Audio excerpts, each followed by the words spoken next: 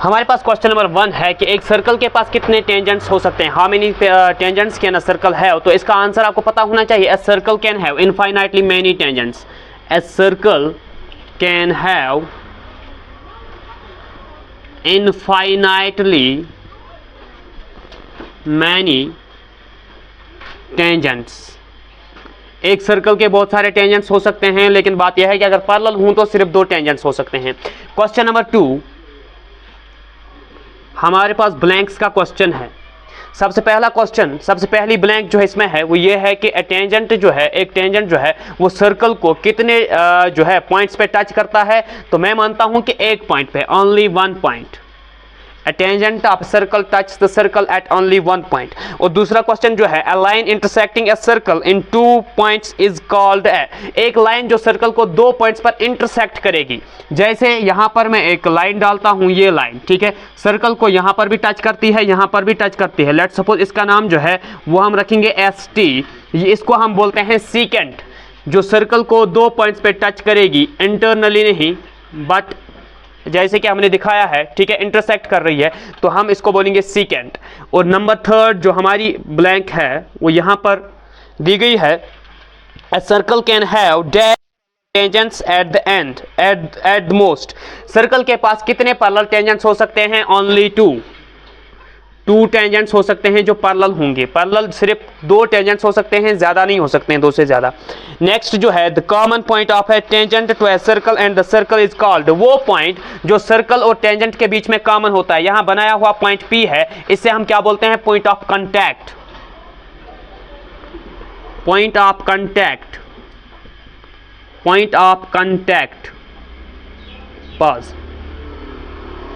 Exercise 10.1 का question number 3 है हमारे पास, जिसकी फिगर हमने यहाँ पर बनाई है। एक सर्कल है जिसका टेंजेंट है PQ मार्क्ड है, तो साथ में हमारे पास इसका रेडियस जो है OP that's equal to 5 centimetre. और ये साइड जो टेंजेंट जो है जिसको हम ज्वाइन कराते हैं किसके साथ? सेंटर ऑफ द सर्कल के साथ, और वो डिस्टेंस जो है वो 12 सेंटीमीटर के बराबर बनती है।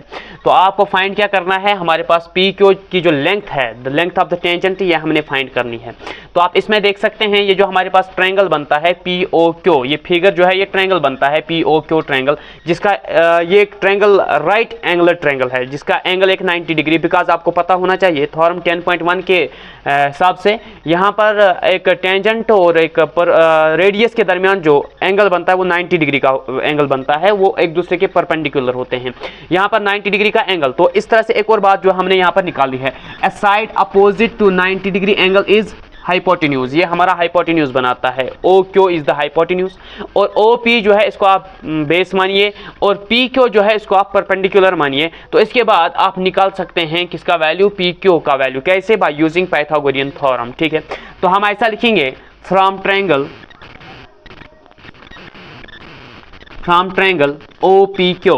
OPQ हमारे पास ट्रायंगल है, ठीक है। हम यूज करेंगे यूजिंग पाइथागोरियन थ्योरम। तो हमारे यहां पर फिर से आप देख लीजिए, हाइपोटेन्यूज क्या है हमारा? OQ, या डायरेक्टली आप लिख सकते हैं हाइपोटेन्यूज का square is equal to base square plus perpendicular square. Hypotenuse जो है वो हमारा कौन सा है? OQ square is equal to base square that is OP square plus perpendicular that's PQ square. अब हमारे पास OQ का वैल्यू जो है आपको मिला है 12 सेंटीमीटर स्क्वायर। OP का भी वैल्यू हमारे पास है 5 centimetre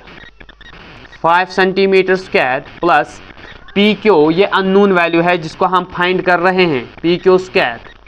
12 into 12 square is equal to 144, और सेंटीमीटर जो है इसका अपना स्क्वायर एज यूजुअल रहेगा। 5 25 सेंटीमीटर का अपना square as usual plus PQ square एक अननोन वैल्यू है। Let's transpose this 25 centimetre square to next side, we will be left with only PQ square. जब हम इसकी सब्ट्रैक्शन करेंगे 14 में से 5, तो वहाँ पर हमारे पास 9 जो है आएगा, और यहाँ 13 में से 2, वहाँ पर हमारे पास कितना आएगा? 11 centimetre square that's equal to PQ square.